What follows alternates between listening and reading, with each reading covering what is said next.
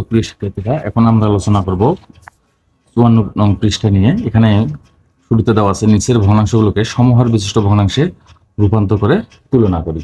আমরা সমহর বিশিষ্ট যে ভগ্নাংশ হরগুলো আমাদেরকে সমান বের করতে হবে।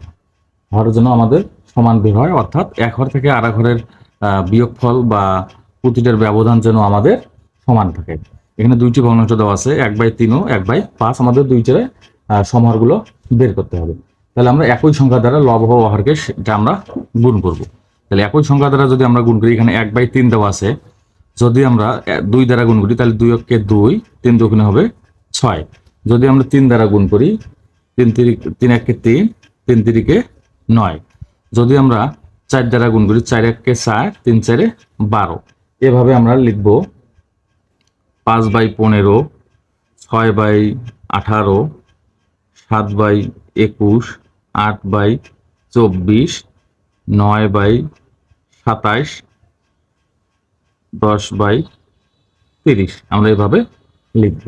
ঠিক একইভাবে 1/5 আমরা ভগ্নাংশগুলো লিখব, একই সংখ্যা দ্বারা গুণ করব। 2 দ্বারা যদি গুণ করি, 2 1 2, 5 দুগুণে 10। 3 দ্বারা যদি গুণ করি, 3 1 3, 3 5 15। 4 দ্বারা 4 1 4, 4 5 20। 5 দ্বারা যদি গুণ করি, 5 1 5, 5 5 25। 6 দ্বারা যদি গুণ করি, 6 1 6, 5 6 30। 7 দ্বারা যদি গুণ করি, 7 1 7, 5 7 35। 8 দ্বারা যদি গুণ করি, 8 1 8, 5 8 40। 9 দ্বারা যদি গুণ করি, 9 9, 5 9 45। 10 দ্বারা যদি আমরা গুণ করি, 10/50 আমাদের বেরিয়েছে। তো তার মধ্যে এখানে 1/3 ও 1/5 আমাদের মধ্যে যে ভগ্নাংশটার আমাদের হরের মিল আছে, আমরা সেটা তুলনা করব। এখানে দেখা যাচ্ছে এই ভগ্নাংশটি ও এই ভগ্নাংশটি হরের আমাদের মিল আছে। তো 1/3 এবং 1/5 আমাদের মিল আছে হলো 15। এখানে হর দেওয়া আছে 15, এখানেও হর দেওয়া আছে 15। তাহলে আমরা লিখতে পারি, উপরে দেওয়া আছে 5, তাহলে আমরা লিখব 5/15। প্রথমটা দেওয়া আছে 5/15, আমরা লিখলাম। পরের ভগ্নাংশটি দেওয়া আছে 3/15।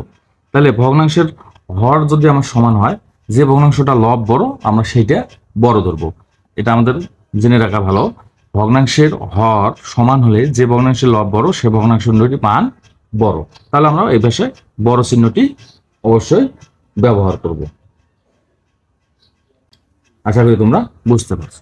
এখানে আবার একটা বিদ্যা আছে, বড় থেকে আমরা ছোট যেহেতু নির্ণয় করলাম, এবার অবশ্যই এখানে ছোট থেকে বড় নির্ণয় করব।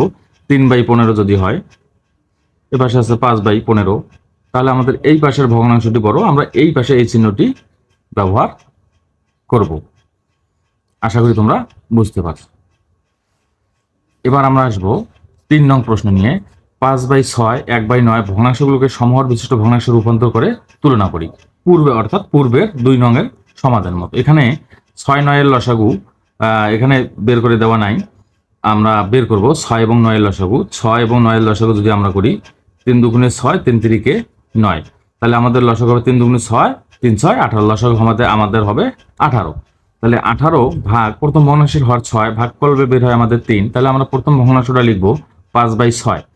উপরেরটার সাথেও আমরা যে ভাগফলটা বের করেছি গুণ করব, নিচের হরের সাথেও সেই ভাগফলটা গুণ করব। তাহলে 3 5 15, 3 6 18। আবার দ্বিতীয় ভগ্নাংশের ক্ষেত্রে লসাগু আমাদের বের হয়েছে 18, 18 লিখব। দ্বিতীয় ভগ্নাংশের হর 9, 9 দ্বারা আমরা ভাগ করব, ভাগফল বের হলো আমাদের 2। তাহলে আমরা দ্বিতীয় ভগ্নাংশটা লিখব 1/2। উপরেও গুণ চিহ্ন দেবো, নিচেও গুণ চিহ্ন দেবো।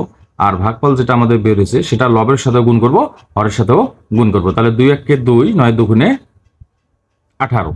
এখানে ভগ্নাংশের হর আমাদের এখানে সমান হয়েছে। সমহর বিশিষ্ট ভগ্নাংশ দুটি, একটা হলো 15/18, একটা হচ্ছে 2/18।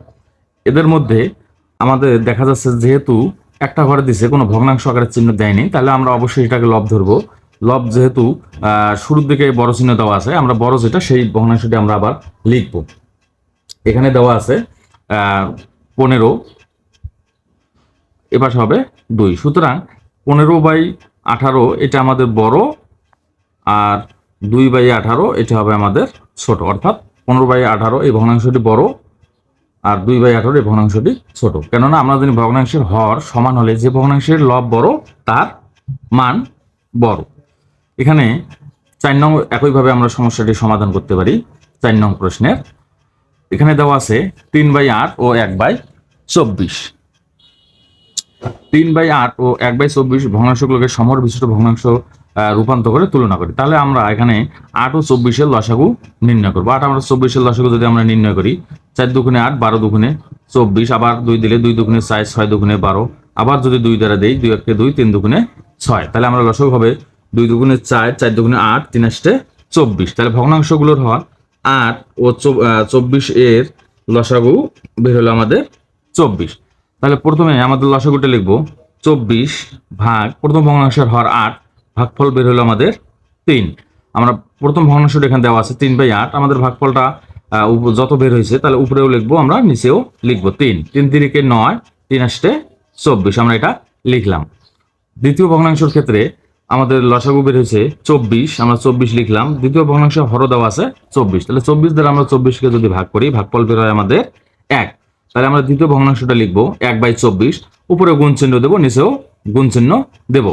হ্যাঁ, দেওয়ার পর যে ভাগফলটা আমাদের বের হয়েছে তা উপরেও লিখবো 1, নিচেও লিখবো 1। তাহলে 24 1 কে 24, উপরে 1 1 কে 1। আমাদের দুইটি ভাগফলে দুইটি ভগ্নাংশের হরই সমান হয়েছে। আমরা জানি ভগ্নাংশের যদি হর সমান হয় সেটাকে আমরা বলবো সমহর বিশিষ্ট ভগ্নাংশ। সমহর বিশিষ্ট ভগ্নাংশ দুইটি আমাদের বের হয়েছে, একটা 9/24, একটা বের হয়েছে 1/24। যেহেতু আমাদের হর এখানে সমান, সেহেতু হরের এখানে কোনো বড় ছোট করতে প্রশ্নই আসে না। তাহলে আমরা অবশ্যই লব ও হরকে বড় ছোট ভাবে নির্ণয় করব। যেহেতু 9 বড়, 9টা আগে লিখলাম, বড় চিহ্ন এখানে দেওয়াই আছে 1। অতএব 9/24 1/24। আমাদেরকে একটা জিনিস মুখস্থ রাখতে হবে, কোনো ভগ্নাংশের হর সমান হলে যে ভগ্নাংশের লব বড় তার মান বড়, এবং ভগ্নাংশের হর সমান হলে যে ভগ্নাংশের লব ছোট তার মান ছোট। আরও জানে রাখতে হবে ভগ্নাংশের লব সমান হলে যে ভগ্নাংশের হর ছোট তার মান বড়। এটা একটু ব্যতিক্রমধর্মী। ভগ্নাংশের লব যদি সমান হয়, যে ভগ্নাংশটার হর ছোট হবে সেই ভগ্নাংশটার মান বড় হবে। আশা করি তোমরা বুঝতে পারছো।